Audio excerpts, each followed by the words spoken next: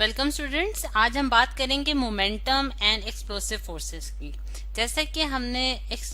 देखा था कि मोमेंटम जो है उसमें लॉ ऑफ कंजर्वेशन जो है वो होल्ड करती है। अब उसमें अगर हम देखें कि किस तरह से,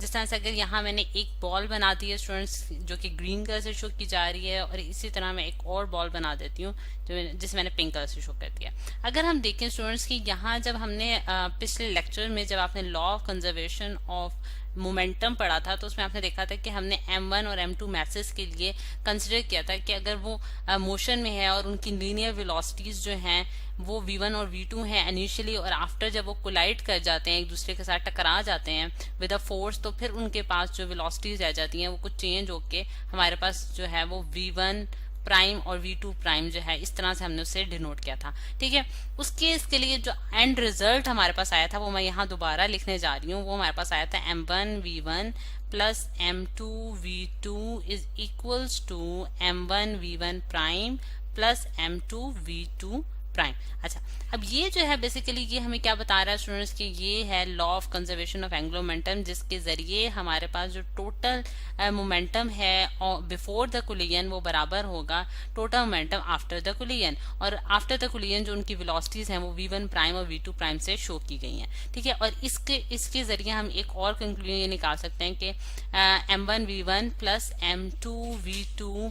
ठीक है, और minus m1 v1 prime plus minus m2 v2 prime, ठीक है, इज इक्वल्स टू 0। यानी कि टोटल जो एंगुलर मोमेंटम है, एंगुलर मोमेंटम कह रही हूँ, टोटल जो मोमेंटम है आपके पास, ठीक है, जो टोटल मोमेंटम है होल बॉडी का बिफोर और आफ्टर कोलिजन वो इक्वल किसके, 0 के इक्वल है। जिससे हमें पता चलता है कि जो टोटल लीनियर मोमेंटम है आइसोलेटेड सिस्टम में, यानी कि ऐसा सिस्टम जिसमें कोई एक्सटर्नल फोर्स जो है वो एक्सर्ट नहीं कर रही, तो उस केस में हमारे पास जो है वो उसका लीनियर मोमेंटम जो है वो हमेशा कांस्टेंट रहता है और वो इक्वल्स टू 0 होता है। ठीक है, अब हमने आज जो हमने केस स्टूडेंट डिस्कस करना है वो है हमारे पास एक्सप्लोसिव फोर्सेस का। ठीक है, यानी कि ऐसी फोर्सेस जो कि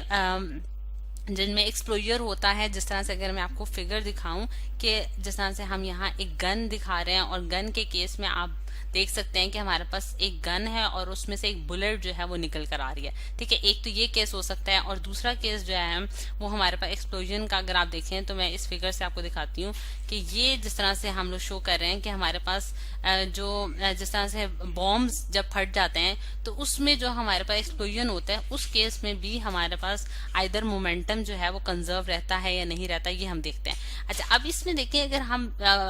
हम जिस तरह बॉम्ब की बात करते हैं, अगर हमारे पास कोई बॉम्ब है और वो बिफोर द कोलिजन, क्योंकि वो स्टेट ऑफ रेस्ट में होगा, ठीक है, यानी कि जब वो उसके अंदर जो है ब्लास्ट नहीं हुआ, ठीक है, तो उस जो या फिर आप शेल भी कह सकते हैं, ठीक है, वो जब वो उसके अंदर जितनी एनर्जी होगी, जितना मोमेंटम होगा, सही, ठीक है, वो बराबर होगा उस मोमेंटम के कि जिस तरह से वो अपने पार्ट्स में जो है वो डिवाइड हो जाता है, जिसे हम कहते हैं कि फ्रेगमेंट्स में डिवाइड हो जाता है, इक्वल फ्रेगमेंट्स में डिवाइड हो जाता है, या फिर उसमें डिफरेंट जो उसके फ्रेगमेंट्स में वो डिवाइड हो जाता है, पार्ट्स में डिवाइड हो जाता है। तो उन सब का अगर हम मोमेंटम को एड अप करें तो स्टूडेंट्स वो बराबर होगा हमारे पास इनिशियल मोमेंटम के, जो कि उस शेल के अंदर मौजूद था, उस बॉम्ब के अंदर मौजूद था। ठीक है, अब इसी चीज को हम एक और, यानी कि ये वाली जो एग्जांपल है इससे भी समझ सकते हैं। इसके जरिए हम किस तरह से इसको देखते हैं कि स्टूडेंट्स अगर मेरे पास अगर एक राइफल है, ठीक है, राइफल है, या फिर आप इसको जो है वो गन भी कह सकते हैं, ठीक है, और ये आपके पास बुलेट है, ठीक है, और बुलेट जो है वो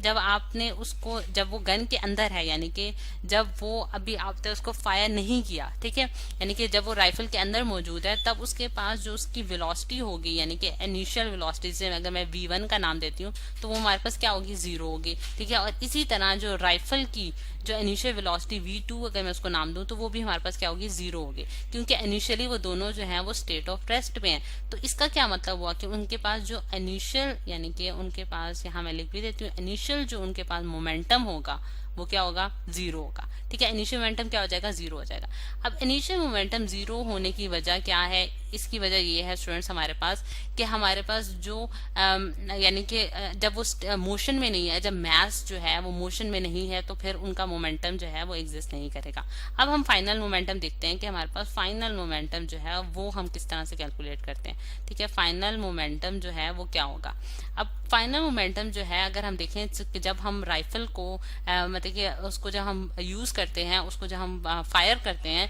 तो बुलेट जो है वो स्पीड के साथ जो है उसमें से इंजेक्ट आउट हो जाती है। ठीक है, यानी कि बाहर निकल जाती है। अगर मैं ये कहती हूँ कि उसकी जो